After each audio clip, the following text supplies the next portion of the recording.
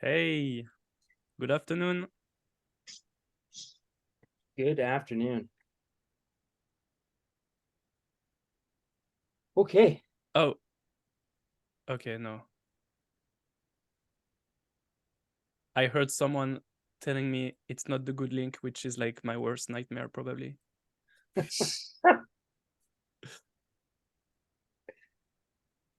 I mean, there's some messages popping up. Yeah. So it can't be that bad. Yeah, no, it's okay. Hey, guys. So, yeah, today is a special session. We have Ben from TalentDB, and we have Luke from Founded, and Malcolm from Itoka. It's going to be a session about less technical than the one we've done before, because it's going to be about finding a job in the ICP ecosystem, and we'll just discuss what we've learned from our experience. And also, since Luke and Malcolm are both founders, they'll explain essentially what they're looking for to expand their team. And yeah, feel free to take it over, Ben. Sure. I want to welcome everybody, especially Luke and Malcolm. Thanks a lot for taking the time on different time zones. This is basically what we're trying to do here. Is like a fireside chat with no fire. It's just kind of very conversational. Ask questions. They're going to give you some wisdom about their journey, their company, what they look for when hiring somebody. We'll open it up just, I guess, last 10 minutes for some Q&A for everybody. You can start popping your questions into the message board there. But before we kick it off, I'll just introduce myself real quick. I'm Ben. I'm the talent lead for Code and State and TalentDB. And if you don't know what TalentDB is, it is the first recruiting agency for people that are building on the IC. I've had the opportunity to chat with Malcolm and Luke prior. Both are partners with TalentDB, but we'll get into that a little later on. And the whole premise of this is to share some wisdom, some thoughts, and help you get set up to find your home on the IC. So I'll kick off with some basic questions here. Luke, we'll start with you. Why don't you introduce yourself, the companies that you work with, and we'll take it from there. Sure. I'm Luke. I'm English. I'm based in London. I started getting interested by the IC probably in just after Genesis. My background is in payment software, so I was doing payment software before. Started a company before in open banking here in the UK, and sold that company just before Genesis. So it was kind of the perfect timing to get involved with the IC. And haven't really, ever since then, it's just been a crazy journey. Like, we started out as a fan and just getting interested in the tech, in the ecosystem, the different dApps being built. And then obviously started Funded, crowdfund NFT at the time. Kickstarted that in March of 2022, I guess, so about a year and a half ago. And then I acquired Plug Wallet from the Fleek team when they went to build Fleek in February. So I've been running Funded and Plug Wallet since February together. And yeah, just an exciting kind of, I'm particularly excited by the IC. And I think that it's such a flourishing space, and it's just going to keep growing. And yeah, kind of helping out the ecosystem best I can. Great stuff. Thanks, Luke. Malcolm, why don't you introduce yourself to everybody online live? Yeah, sure. Hi, everyone. My name is Malcolm, and I'm the co-founder of Itoka. We are focusing on the generative AI for music. We start build our project since late 2021. And we are I remember when I first time getting to know the ICs was introduced by Alexa Smith, probably you guys know her back to 2021. And also my friend Natasha also worked for Dfinity. And when I bring up the idea to them, and they pretty much introduced me, say, okay, this idea would be very interesting if you can integrate with ICP. And yeah, that's where do we start out with ICP. And my background is basically laying on the deep learning and machine learning research, especially for computer vision. And also I have a 7 years experience for crypto mining and also for trading. So yeah, after I learned about the IC, I feel it's amazing. This thing is, I have been never seen like Solana or EOS or other chains. So I feel it's very interesting. So That's amazing. Thanks for the intro, guys. And again, thanks for taking the time. So you mentioned the IC, you got involved in the IC. So I always like to ask, like, what was that pinnacle moment, that aha moment when you said, like, the IC is where I want to be building my next project? Start with Luke first. I mean, for me, I actually, the first time I found out about it was through the papers, like in the UK, something about the token launch. And, you know, the hook is kind of a full stack engine that's built on blockchain. So you can upload full stack code. And I thought, what? Like, I've never seen that before. And I get involved. I sort of look into it. And the more I look into it, the more I understand like how full the system architecture is for IC. There's governance, there's full stack web hosting, there's sort of transaction, you know, typical blockchain capabilities, but also on top of that, way more. You can upload data, you can upload front end, you can create like complex canister systems.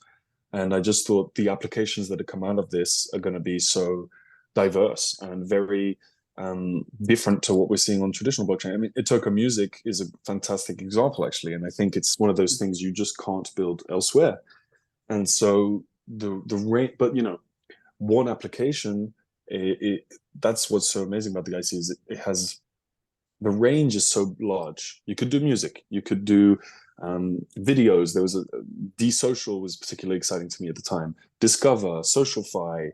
These are the things that I get particularly excited about. So it was like at the very, very beginning of my research, I just thought, oh, wow, this system is so like complete, and I can really see it. I can really see the applications being developed and thriving. So that's how, you know, it was at the very beginning, really, for me. It didn't take much convincing. How about yourself, Malcolm? yeah, thank you for Luke to bring us up. So yeah, so for us, I think I'm most interested in IC4 solution, especially for decentralized storage. Because when I start to build our AI to exploring, okay, we're gonna using AI generative music. And back to 2021, very, very few people believing in AI can achieve in that. But I just directly make assumption, say, okay, if AI music is gonna be a big deal, the IP, we need a solution, because basically right now there's no law to regulate the IP. And I think the Web3 would be a solution. So if my assumption is true, we need the fully on-chain for the fully on-chain regulation for music IP. So this is where does the ICP come with, because the ICP bring up the fully decentralized storage solution. So I can expect in the future, once we generate tons of the assets, like the even 100 gigabytes of the music data, we can directly upload to ICP blockchain and let the IC host everything. So we can deal with the music IP in a decentralized manner. That's the things I was same probably in the future. So yeah, that's and also what is more things, and when I dive into IC, I find out it's something more amazing, which is like the cutting edge, the research for privacy, especially for the vet keys. It's recently got well developed, and also for Watson, and it's very, very important because it's like it's accelerates all of the process so quickly, and breaking down very cheap. So yeah, that's would be the high level I'm interested in. I see at the beginning. Amazing. So well, thanks for sharing that insight. And I think it's important also for everybody who's kind of if you've just starting to be a part of the IC, or if you dabbled in it for the last, I don't know, 1 month to 6 months, maybe a year. If you've been in it for a year, you've probably have some good knowledge yourself. But I think it's important to understand the why and the light bulb that goes off with these two founders here, because it shows that they could have gone anywhere else, but they decided to stay here on the IC and build, right? So and it's still very new. There's a lot of great technology, and it's very versatile in utilities for the IC. So that's why I brought these two on, because they've also been around the block. They've been through the trials and tribulations of building something and failing and having to rebuild and stuff like that. And we have Luke over here who's got not one but two companies, and the stuff that Malcolm's doing is absolutely incredible. So switch gears here. So when you guys are going to start building a team, you need your engineers, right? What is the top 3 things, or just in general, like what do you look for? Not just for the technical tech stack that you're looking for here, but what are some of the soft skills, hard skills, kind of personalities that you look for that really jive and that separates someone who's a good developer to someone who's a great developer? Malcolm, why don't you kick this one off for us? Thank you. I think it's a very good question. I really want to talk about it. Because we are startup, I would say we are very different than enterprise. Like for example, Meta, Google, like the big enterprise. We are very, very different. Even though all of us we are doing technology, but the things we really appreciate from the new crew, which is like the folks must be passionate about Web3 and also for AI, especially because we are doing the AI as well. The folk must believe in, okay, data computation can change the world. And this is the first step. And second, also, of course, our new folks must like music as well, because we are doing generative music. So yeah, that's the first. I think that's very important, to be honest. And I interviewed a couple folks before, especially for designing and also for full stack engineer. Actually, a lot of people have good skills, but if they don't align with the vision we have in the company, especially when we engage for the challenge, it would not be interesting probably to you. I think if you like the work we do, you're gonna find it's ultimately interesting. And the challenge you will bring you up to say, okay, this is exciting, not frustrating. Amazing. Thank you for that. Luke, what about yourself?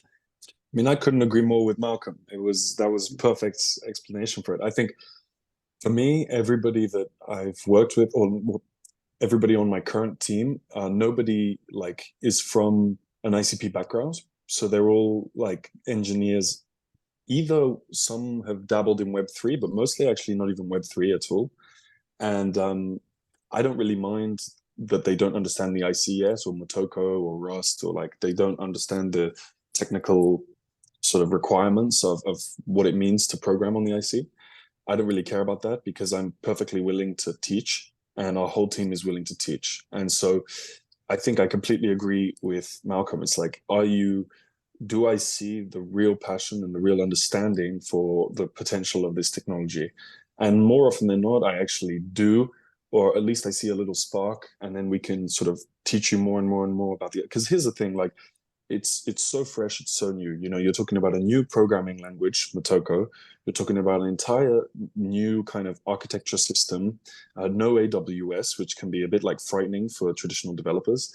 And it's not their skill set. Like they don't know what they're doing, which is fine because nobody knows what they're doing. Like the documentation on IC is still pretty low. It's getting better and better, but like it's not comparable to Ethereum or traditional tech, just because it's so new and it takes years and years to develop. Libraries are still being built out. A lot of the infrastructure is still being built out.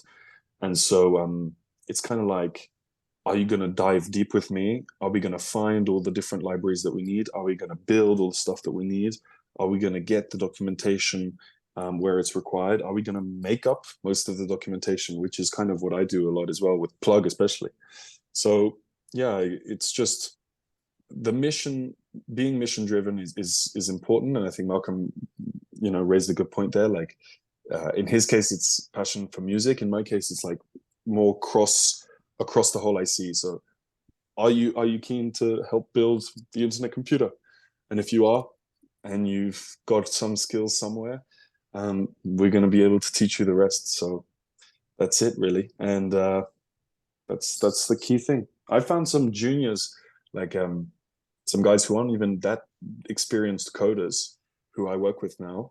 And, you know, over the course of a year, you actually get pretty good at the IC, and you're better than most. I mean, there's so few devs that, you know, you're actually going to get pretty good pretty quick if you dive in it. Yeah, no, Yeah. that's some great insight. Yeah, I really agree with Luke. Yeah, like it's not unnecessary to say, okay, I know IC very well. Actually, no one know IC very well, to be honest. It's growing very fast and rapidly and change every day.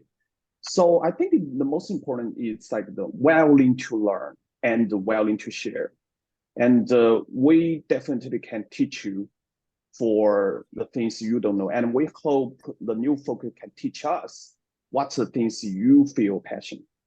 And, you know, I just want to add, like for me, one of the critical things, either it's something that I look for like in a candidate, or it's something that we look to develop in someone that we've recruited extremely quickly, is you got to know about, obviously you got to learn about IC very quickly, but even quicker than that, you have to learn about the ecosystem and what's going on, because the code being developed by Itoka, the code being developed by DeFi systems, the code being developed by sort of open source library repos and all this stuff is all becoming useful to everybody. Everybody's sharing code, everybody's sharing, you know, info, and that's what you need to be on top of. You need to be aware of who's developing what's coming out, not replicating code that's already being built, and using code wisely to develop the best products. So, you know, not only is it important to understand like the internet computer architecture, but understanding the ecosystem very, very quickly is essential, I think.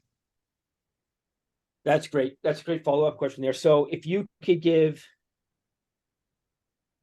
some resources or tips on where would you go? So that was a great point we just mentioned, Luke. Like there's a lot of tech, a lot of code being built by different projects, right? For someone who's very new and it's like, well, where do I find this? Like, where would you recommend them to go and do their own due diligence?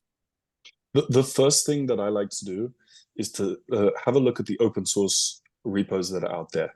And there's a few, like there's a few for SocialFi, there's a few for DeFi, there's a few for, you know, just basically pick a product on the IC, check if they're open source, and have a look at least one piece of code, because you'll understand immediately how front-end canisters interact with back-end canisters, interact with third-party canisters on the IC, how it interacts with the ledger, get on GitHub, and just start almost studying individual projects. And then you'll get an idea very quickly for the power of this thing. So that would be my first recommendation, really. And, you know, a good place to start would be our open source repos. We have a bunch. The particular one that I like to share is the escrow canister for Funded.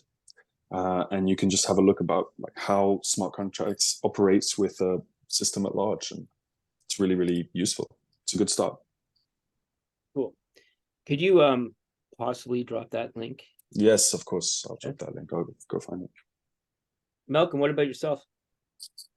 Yeah. I would like to break down to two parts.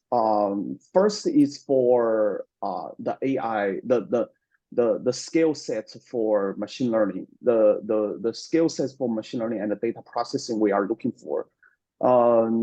If folks are proficient in like JavaScript, Python, and that would be good, especially for Python, who is like the experience with the pandas, know how to do PyTorch a little bit, not too much. That's it's okay that doesn't have experience yet. That would be good. And also understand for AI, what is training versus inference? That's very important. The terminology, especially terminology like the AI training versus inference. What's the difference? That's for machine learning side. And also we for the Web3 protocol development, I think it would be good if folks understand how to implement and deploying a multi-canister steps on ICP. Yeah. Because once you understand the multi-canister, how do they interact with each other, and what is the problem, maybe engage, I think you know most of the things about Motoko. Look, I see you probably agree with me, right? I mean, I think that's that's the main thing, and then you'll be able, because then you can just get completely creative, you know? It's like, okay, well, we want to interact with a bunch of internal canisters, integrate third-party services, run it all on an automated system, like automate as much as we can, because it's so easy to do compared to Web2 systems. And that's the real, like, profound impact of this is smart contract-based web coding. Like, you know, doesn't exist elsewhere, at least to the level that it exists on the IC, where it's just full stack end to end. So, yeah. Yeah, I like that. So here's another little fun tidbit here also, just to kind of, should have kicked this off right from the beginning, but this bootcamp is actually a TypeScript bootcamp. That is the first one that Seb's been doing. We kind of switched gears away from Motoko. It will be back, but we did not switch gears. Motoko Bootcamp is back. Like, yeah, it's just like so essentially you have we are going to do the 3 languages. So we have Rust, Motoko, and TypeScript. And Motoko is still there. Motoko Bootcamp will be back. Careful with that. Yeah, I didn't choice words there. Motoko's not going anywhere. We just tried out TypeScript. And actually what the fun thing here is that by the end of this bootcamp, the people that are should be able to successfully build their own DAO. Okay. Which is like an SNS? SNS DAO. A bit simplified, but yeah, essentially the week is focused around building a DAO. Because I believe it's like a really, really strong point of the IC. Absolutely. Yeah. Cool. So on that note, any words of wisdom for someone who's building their first DAO? I mean, look, I have a particular opinion on this, but I know that it's I mean, look, I think the SNS is extremely powerful. And if you can get to a stage where you can launch an SNS, don't think too much about like valuations and whether you'll succeed or pass, or the amount of tokens you're trying to raise. Because what we haven't seen yet are basically like extremely small starting SNS launches. You know, the minimum commitments or the minimum amount to raise for SNS is quite large. So we've seen a few like fail. And I think it makes people, like, it's daunting because it's saying, okay, well, I can't go launch my SNS until I reach a certain critical standard. But I don't think that's true personally. And I think that we're going to see much more in the future, like small time SNS raises, and if you can start getting involved in SNS code, which is actually quite difficult because the documentation is still being built by Dfinity. They've only just launched this. This is extremely fresh. And even from the Dfinity side, there's still some things some little bugs to get over. So you would be first out of the gate to be knowledgeable about the SNS system specifically. And I know it's not what you're doing here and building a DAO as an alternative to SNS, but it doesn't matter, because if you just start thinking about it and start looking into it, then you'll realize that it's such a powerful tool and actually easier than building your own DAO, because you're using Dfinity systems, you're using NNS governance mechanisms. You're also using code that people have already developed for voting. One of the hardest parts of the SNS is not uploading your code to make it available for people to vote on and to push to, but it's developing everything that's required after that, essentially a voting mechanism. So if you look at OpenChat, they've developed within OpenChat a system for people to vote on proposals that can be pushed to your SNS code. It's the same in the NNS. They've just instilled this now. The voting and the proposals can actually be voted on within the SNS. So you don't even need to develop that part. That opens up, I think, a lot of sort of, I say small time or new developers to the SNS, because you're not going to have to do a lot of the hard parts. The trick is just to get around documentation, to find out as much as you can without sort of the widespread availability of the docs, which is true for SNS right now. But get in touch with Dfinity and they will help you, no doubt about it. And try a small time SNS, try kind of, low commitment minimum SNS. That's what I think would be interesting. Malcolm, any thoughts? I agree with Luke. Take a first step and check the documentation. It's everything actually out there. And but I would like to share some idea about if I start over, think about building my own DAO. The first thing I think I'm gonna ask myself again is it's very important. It's who is our audience? That would be very important. Think about the things you are building. Who is your audience, and why people want it? I think that's the very important question. And if you can figure out, using IC, building something for people they really want and onboard even million user, that's gonna be a big deal. And you will be there. Yeah, you will be there. And the VC gonna find you. All of the people gonna find you and ask you for tokens, I would say. This is opinion about the building the start the idea for DAO. And also for the issue the token, actually it's also the same question. Circle back to what I'm just talking. For the token, why it has the value? I just in my personal opinion, I think it's because the people want it and the people say, I need this. So this is probably the core problem. Say, how do we build it out? Great. You, like I mentioned before, I've touched on this, that you guys have been around the block, you've seen some stuff, right? So I'm assuming you've acquired a lot of knowledge, and you got some tools and pieces of information from everybody in our ecosystem. You put them into your IC toolbox, we'll call it, right? So if you could go back to when you just started on the IC, right? And you can open up this toolbox and you could take two things with you. We were like, this is game changing. I need this. If I could go back in time and I could use these two things, what would they be?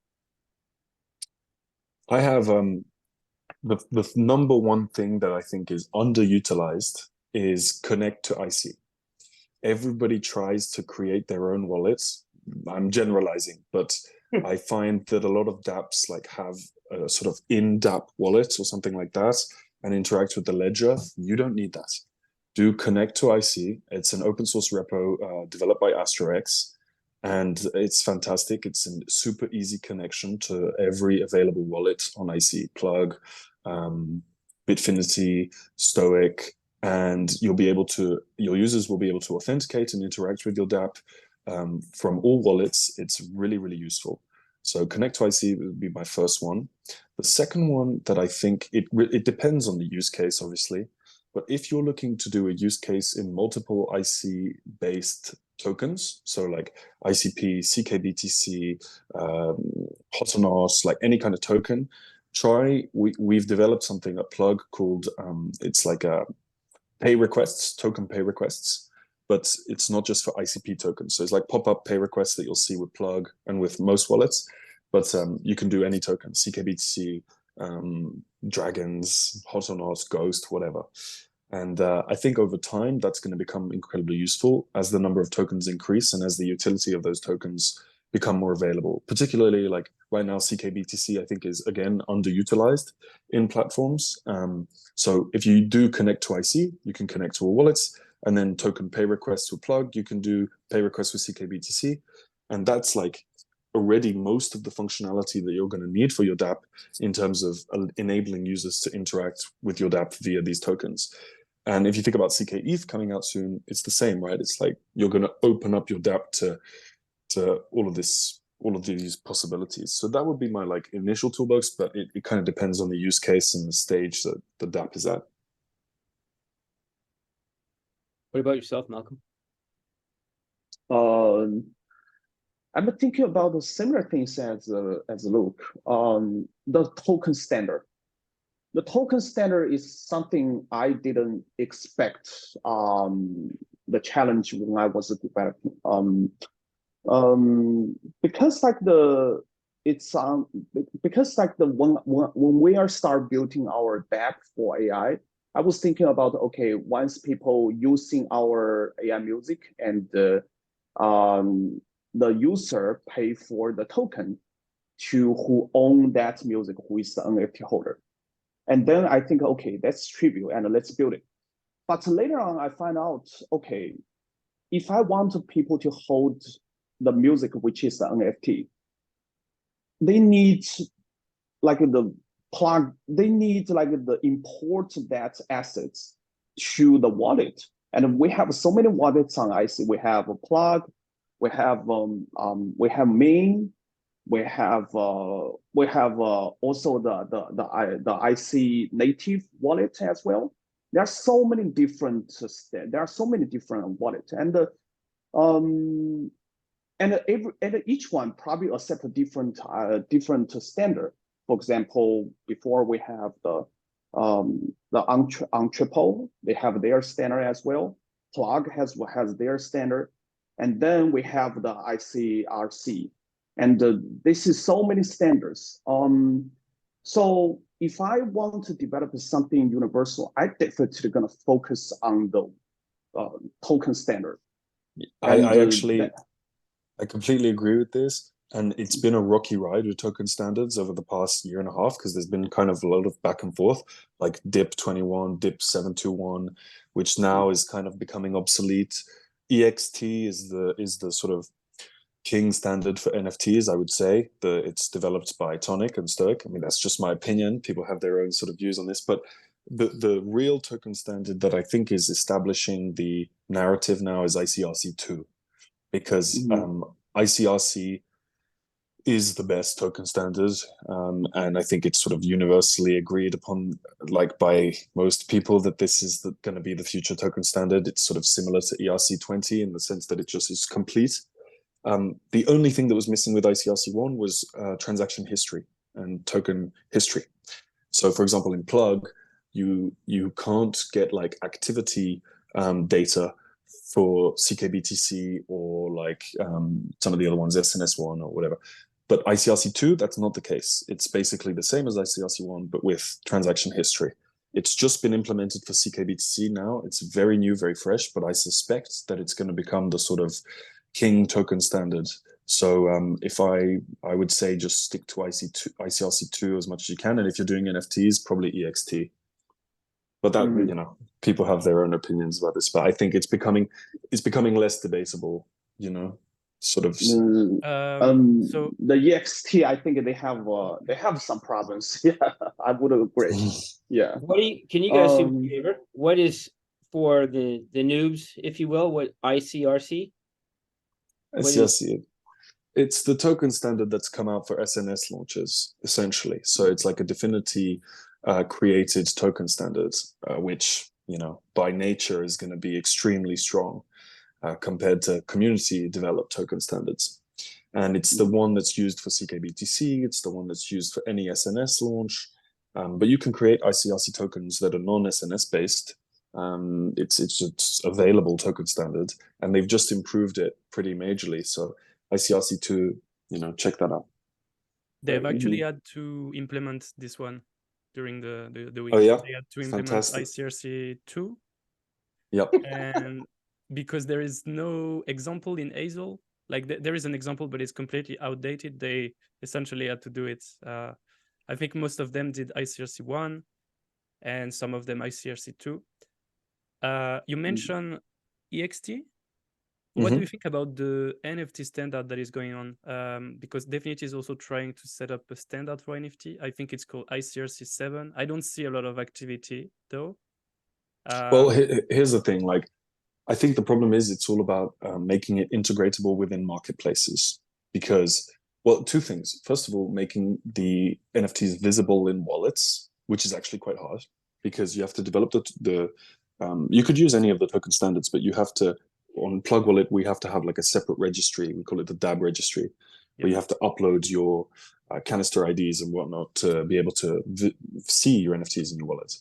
And the second is being able to have those NFT canisters interact with marketplaces such as Tonic, such as Yumi, and everything.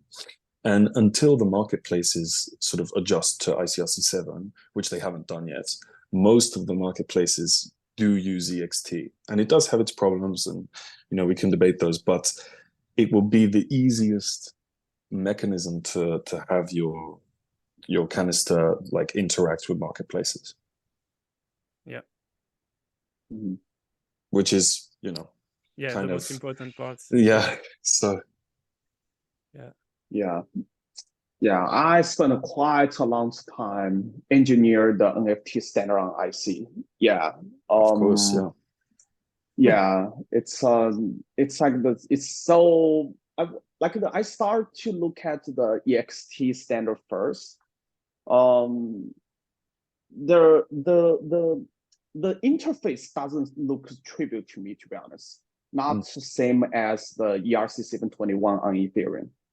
So later on, I find out actually the plug standard, which is what is the name of the standard? DIP721.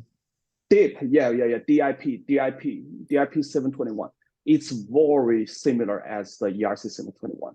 Yeah, and where we find it interesting, yeah. The critical difference, DIP 721 makes each NFT its own marketplace, if that makes sense. So like, let's take EXT. EXT sort of has a register for where all of the NFTs in that canister are, all the transactions that have been done, the history, the activity, floor price, volume, traded. This is all stored in one canister. With DIP 721, it's stored individually for each NFT. So the transaction history and where the NFT belongs is like stored within each NFT. And that has its own like benefits for sure. It just hasn't been picked up by the community at large. One of the use cases. No, but you know, like generally speaking, it's quite niche. But I think why maybe it works for Itoka is because it's like it's more customizable. It's more like you can integrate it into EXT is quite restricted in that sense. For example, I'm thinking of the registry, which is a new project to do pay strings with NFTs. They're going to be using DIP 721 because it's easy to have each individual pay string like have its own transaction history and data, as opposed to having like a database for the entire pay strings.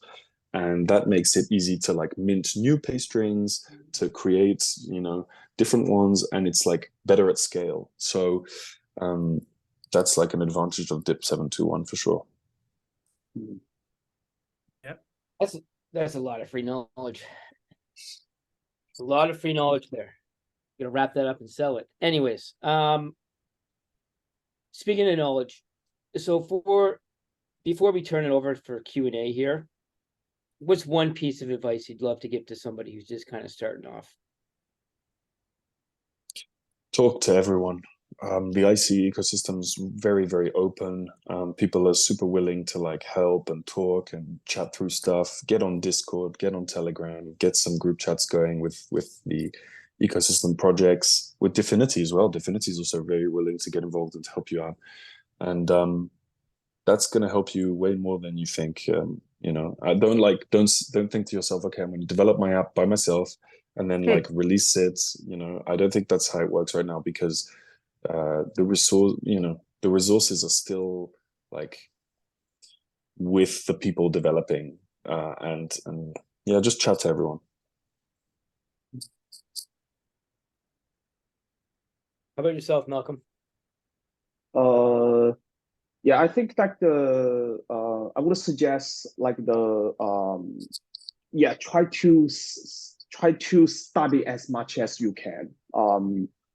For especially like learn the open source projects, like for example the ERC standard.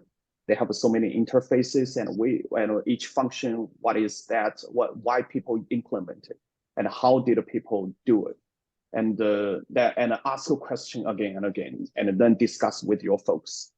Yeah, that's would be, I think it's a very good beginning. And later on, you find out, okay, one direction may be interesting you, and you will find some projects is really make you feel amazing. Talk to the founders, talking to the community to see there's a collaboration opportunity, even get a recruit. So yeah, and always I would suggest ask 3 questions to dive in. So first is okay, do I really like the team I work with? So that's the first.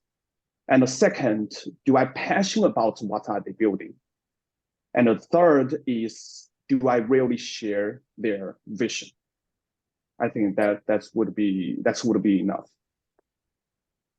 Yeah, and I think as well, there's one more thing that I would add, which is like, don't start developing until you're absolutely sure what your canister architecture looks like and what your systems architecture looks like. Like, I come from a systems engineering background, and I firmly believe that you shouldn't touch a line of code until you've absolutely decided and you know what your systems architecture looks and feels like, because otherwise you're just wasting your time.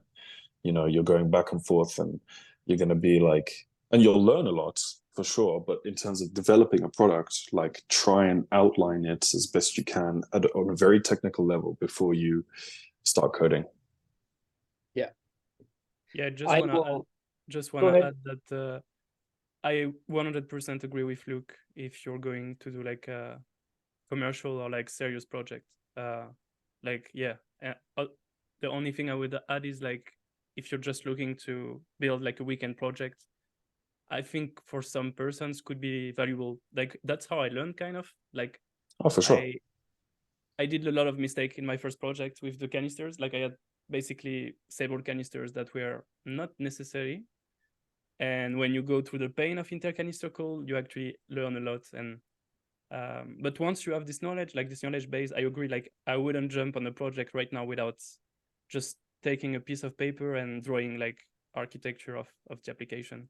And you know, definitely. like, I mean, yeah, you're completely right. If your aim is to learn, then just like build weekend project. And that's how I started too, by the way, like, for sure. So, but you know, if you're trying to develop something, do your systems architecture and then send that around. And just say like, well, you know, without it getting stolen is ideal, but you know, send it to trusted people and make sure that you like trust people you're sending it to, and just like ask them, because they'll have great advice for you. Different token standards, different canister approaches, different like things you can do. Maybe some of the stuff you're trying to build has already been built, but it's in some vague library on, you know, that's the kind of thing. You don't want to be repeating code. I think we do too much of that on the IC, actually. Yeah. Agree, yeah. because we don't have good documentation, I think, as well. It takes years to develop like quality documentation, you know, because like if I don't know, I mean, Malcolm, you must think this, like if you're developing a new token standard for your dApp, you're implementing it into your dApp, that's enough work. Then making sure it's well documented for everybody else to use is like a whole other headache, and you know. And I never want to do it. I want to just adapt to, okay, what you guys already done. Yeah. Because we want to build the downstream application, not that one. Yeah, exactly. Yeah. There are still some, I would say, some good resources, like especially the DNNS, the SNS, and is everything that is like system or built by Definity. Those are good resources to learn. Oh, yeah. There's also Definity examples. And yeah, like just try to understand how like GNNS works, like all the canisters, how they've been architectured, and that's already, yeah, a good start. Mhm. Yep. So, one, I want to thank everybody, Seb, Luke, Malcolm, for taking the time to be a part of this. 6 months ago, I had no idea what the IC was. No idea. And I got an email, and I thought I was being punked about it. I'm like, the internet computer. Now I'm madly in love with everybody in the community and the technology of the IC.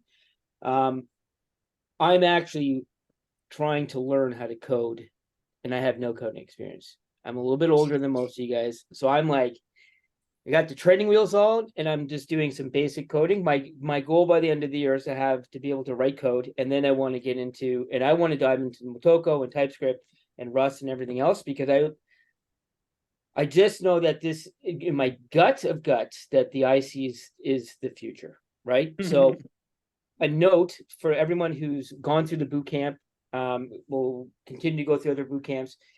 Don't be afraid to fail, because everybody on this screen, including myself, but not for coding, but everyone on this screen that has developed something has failed, and they had scratched their head, banged their head, and they needed to. And the other thing is, don't be afraid to ask for help, right? So if you're scared to go and send a note to Luke or Malcolm, whatever the case may be, you can send me a note on Discord or on Telegram or on Twitter, aka X, and I'm happy to bridge that gap and make warm introductions. And yeah, just keep doing what you're doing. Let's fucking build. And gentlemen, thanks a lot for taking the time. I would say give a virtual round of applause, but it's awkward here. Thank you, Ben. Yeah, I think it's amazing that you start to code. Like I've seen so many people now that started to code just because of the IC. Yeah. Oh, you would be. It's crazy, isn't it? And I think it's like, for example, I know like people around me who aren't really coders have jumped into it and actually get pretty good pretty quick. There's people I've heard stories of like freelance developers on the IC who are doing so well that they like think their girlfriend has started coding as well, and you know, so yeah, and it's so fun. Like it's just so satisfying and so fun, and like yeah, there are so many things to do as well. Like that's I think that's what is exciting. I just want to be able to really understand, and the only way to really understand is to understand the code, right? And to be able to have that next layer of conversation on the technical side of things, right? I get the fundamental, but I really want to do a deep dive, and the only way for me to do a deep dive is to understand the technology better, right? And to learn code. So, and be able to pull it up and open source, and like when I see something, I'm like, the light bulb goes off. I'm like, that's cool. Versus like, what am I looking at? So, enough about me. Let's there's one question here, and it's, as bear market affects general Web3 job markets, is this the same thing with jobs related with the IC? Listen, at the end of the day, as you notice in the Web2 space, we'll call it, right? Big tech has been decimated. A lot of people have been, anywhere from 20 to 60% headcount or workforce layoffs. Web3 blockchain, I would say they're a little bit on a standstill right now. I don't like using the word hiring freeze, but it's more of kind of running lean and mean until the bear market turns into a bull market. But the one thing I've noticed in general about the IC is that being here for 6 months is that I've seen like there's been a steady flow of new projects being built, right? The caveat here is that they're not there to hire yet, right? I think that they could bring people on to help them get certain milestones, right? But hiring full-time people, some of them are there, Yeah. some of them are not there, right? But at the end of the day, we're coming out of this bear market. It's inevitable. And we're going to be streaming into a raging bull market. And now's the time to learn, you know, because Exactly. if you're like putting in the hours now to learn all of this, then when people are ready to hire, they're going to be looking for people quick, and you know, you're going to be there. So Absolutely. I have a question for you, Ben.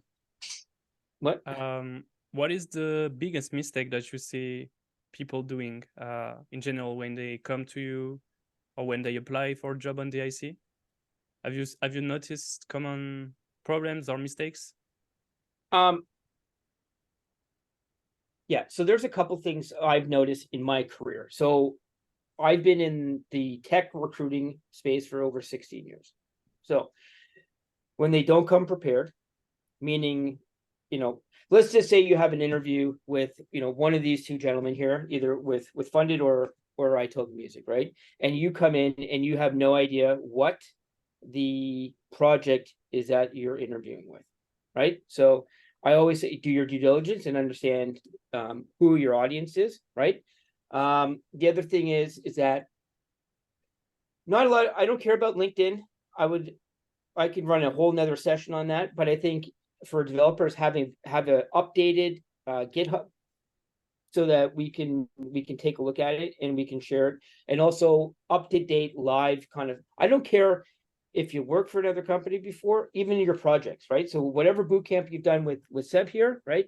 If it's a Motoko or if it's TypeScript, have even these projects, have them uploaded in there, right? So it shows that, you know, you don't have if someone takes a look at it, it's like, well, the last time you've uploaded something was back in 2020. Like, what have you been doing for 2 or 3 years, right? So I think because I look at it, and also I would share it with Malcolm and I'd share it with Luke, and we want to make sure that there's, okay, this person's consistently been doing something, grinding it out, coding, and kind of, you know, I don't care if it's your own little projects, right, on the weekends, or if it's something that you've done with another project. Those are the big two. Always come prepared with know your audience, right? So who you're interviewing with and the project, aka the company, and having up-to-date GitHub. Okay, yeah. And I'm happy to run another session if you want if you don't have a GitHub, how to create a GitHub and how to clean it up. The other one is LinkedIn. I'm happy to teach people how to create a LinkedIn and make it look, you know, something pleasable, visually pleasing for somebody, right? I don't know if anyone uses resumes anymore, but I do have something I will share in the talent channel in Discord of a digital resume, which we could work on together also. But yeah, I would add something though. Make sure to have your Twitter account if you're in the ICP ecosystem, because I actually found my jobs with my Twitter accounts, both of them, and like, I mean, so many other opportunities that I couldn't participate in, but yeah, essentially Twitter is the new LinkedIn. yeah, on the Twitter, IC. you're 100%, because full transparency, 90% of the people I talk to, like Malcolm and Luke and everyone else, I have spoken to them on initiating conversation on Twitter, aka X, whatever, right? The other one you want to do is make sure that you have a Discord profile, because there's also you can dive into other Discords, right? And some of them actually have, you know, they post about jobs and whatever the case may be. So the big two that you want to have is definitely Twitter and definitely a Discord. And you might as well sign up for a Telegram account too.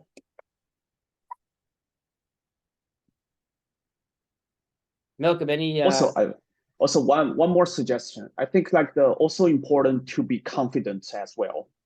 be confident. We like confident people, but we also like honest people as well. So be confident, also be honest. Yeah. I like it.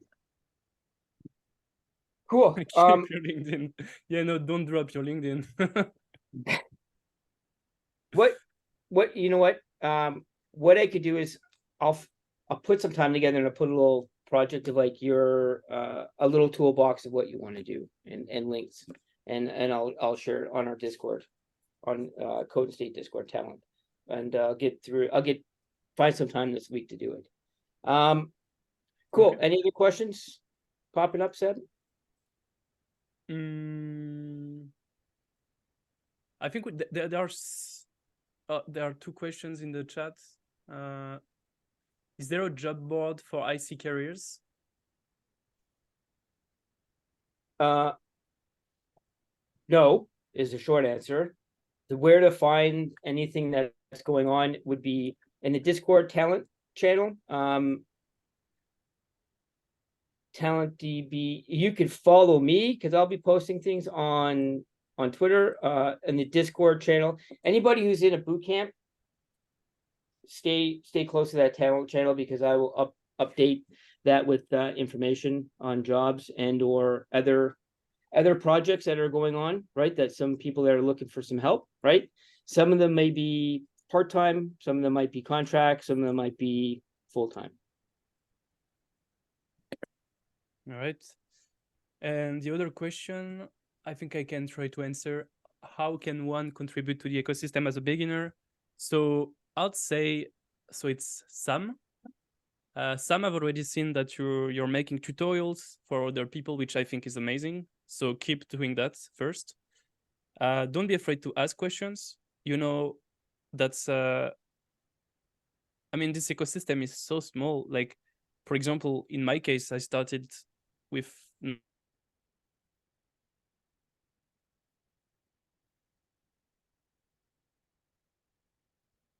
What happened? Did we lose him? Malcolm, you still there? Yeah, I'm here. Is it frozen? I think so.